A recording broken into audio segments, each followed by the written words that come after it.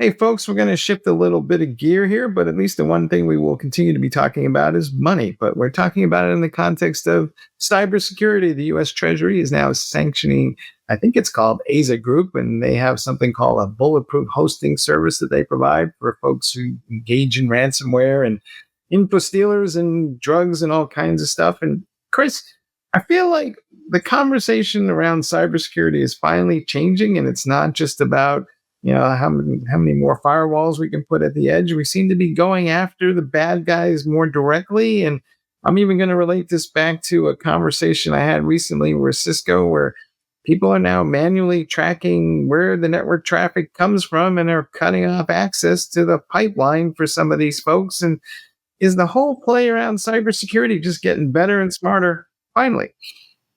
Yeah, first thing I'm gonna do is give a shout out to Pete Herzog, who's out there doing the good work. Yeah, and sometimes you got to shut things down. And you can check out LinkedIn and see a post from him just the other day about this. And his short answer is yes, right? That's you know focusing mostly on cybersecurity for my entire career. I'm now that I'm old, I'm appreciating the fact that I've been saying all along. It's like we don't suck as much as we think. We didn't do that bad in '99. We weren't that awful in 2007. We're not doing that bad now. We've been building up structure for a long time now. And right here in the middle of the decade, I'll say what I said in 2020 to friends, mostly just to stir them up, but also because I mean it. This is the last decade of cybersecurity. I mean, we're not going to go on forever suddenly saying, oh, threat intelligence, we tried. Oh, we no, has anyone, no threat? Oh, supply chain. Oh my God, we never thought of supply chain. There is a finite number of major blocks of cybersecurity. They were all outlined by the early pioneers, before, anybody on this screen, including myself, got involved. And we're slowly working our way through them. And everything else we're talking about on shows like this shows the path. We are working on a POC right now that will get a software bill of material at 400 milliseconds to a aerospace rocket flight engineer from request to return across 3 steps in supply chain. Because the systems were all there, the components that, including the semantic systems we spent all our time talking about, to do that in the real world in real time. So things like, going, you know, I like the Lone Ranger. I like going after bad folks, shutting them down. I'm a big fan of that. But the big problem with cybersecurity and more importantly, narrative integrity these days is how hard it is to be a bad guy.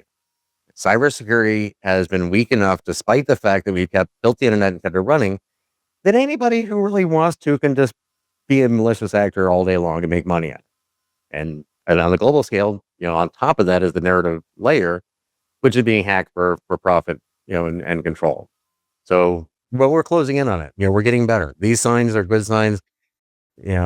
Just if you looked up the Pete Herzog article by now, you notice that some official organizations aren't really, public and private, always following up on that because we haven't always been there. But I believe we're getting there. It shouldn't be so easy to hide in the dark and do bad things in cybersecurity, especially not anymore.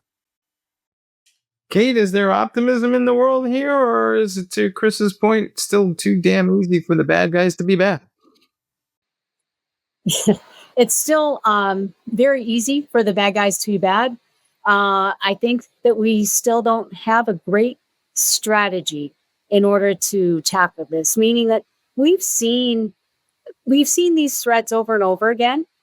We've seen the bad guys, bad threat actors get together and have, $3,000 for this malware, 24/7 support. We've seen this, right? We've seen this forever.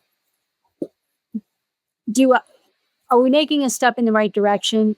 Yes, we are. Do we need to do it together collectively? We do. We really, and that's something where I see hope is that we're actually doing this together. Right, and let me just be clear, because I don't think what we just I don't think shutting these people down does any good whatsoever. Right, I think it's a good thing to do. I think we're getting to the point where we won't have to do it all the time. But it's like, look, the war on drugs, the U.S. war on drugs. To be clear, all the money spent and all the drugs interdicted did do stop bad guys and criminals, but it didn't stop any American from getting and using all the drugs they want. Shutting down these cyber criminal organizations is good. They're bad folks. but someone will fill their spot until, to your point, okay, we have strategy and we coordinate it, or we have the tools in place where it's just not so bloody easy. That's where I think, my optimism is. I think we've been moving for a long time. I think, again, everything we unfortunately call AI is going to be opportunities, today and in the next couple of years, to really make it hard to be a bad guy. So we're not having to try to just put them in jail and so they can get replaced by the next one. Dan, to Chris's point, and we've been just overly obsessed about tech and cybersecurity and not really considered the fundamental economics to change the equation.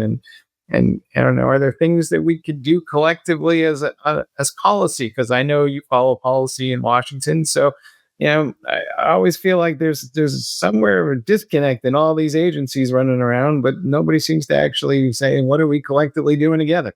Yeah. Listen, I think the macro trend we're seeing in the cyberspace is that, the value is really shifting from, going after these individual bad actors to going after really kind of criminal enterprises and state-sponsored bad actors, right? The challenging part is that, this is market forces at work. Like, unfortunately, creating cybercrime is good business. People are making money doing it. And, I think as you've gone away from more of the individual bad actor into more, organized criminal syndicates, you're opening up a lot more tools in terms of how we address this. It's not just a technology issue. Now you've got, legal routes, you've got banking routes, you've got all of these different things you can be doing to kind of really circle in on the people who are doing this at scale and the people who are really doing it at a level of disruption that goes far beyond any sort of individual bad actor, bad actor, kind of the, the basement dwelling, identity stealer, that's not really who we're focused in on so much anymore.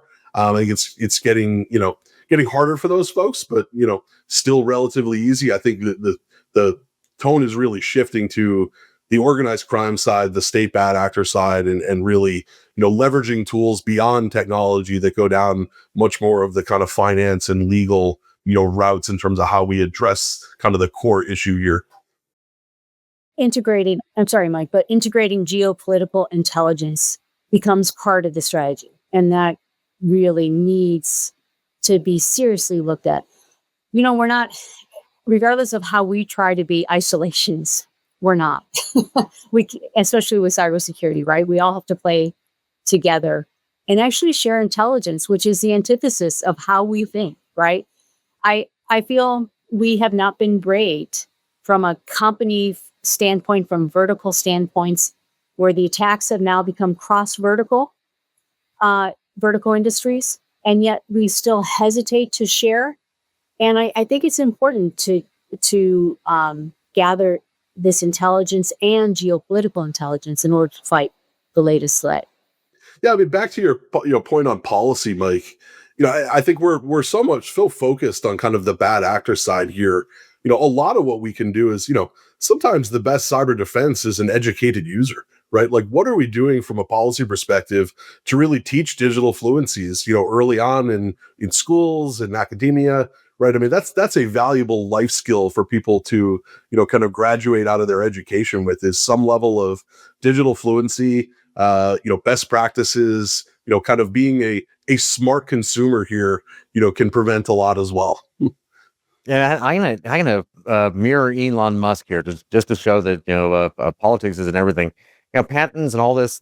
Yeah, I try to understand everybody's position, but to be clear, for my entire career, I've helped people figure out their security. Well, personally, I secure very, very little in my life. Now, what I do secure is secure. I've actually taken care of it. I'm not trying to feel good about it. And the rest of it, I honestly believe that transparency is better, faster, cheaper, safer, more resilient.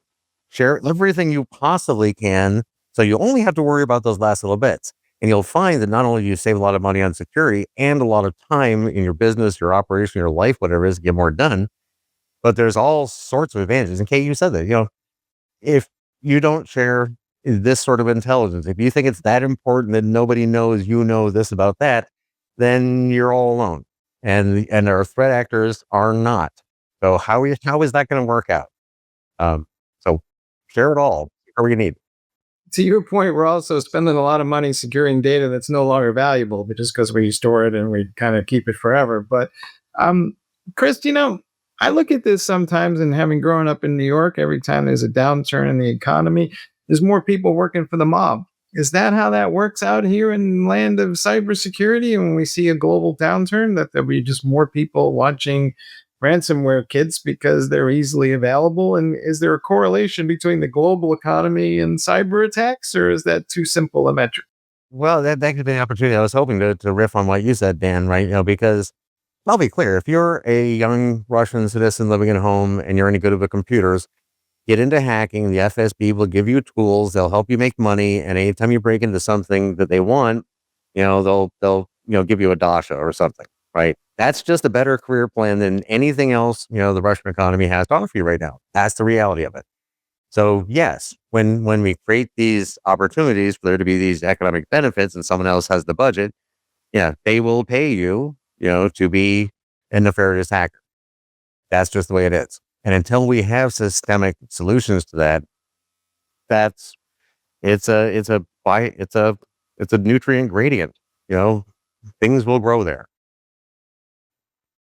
Also, Kate, if I look elsewhere in the world, in certain countries, it's now considered patriotic to go hack in other country systems, and that's part of their culture as well. And some of them are even funding their economy doing this stuff. So, do we really understand the motivations of the bad guys?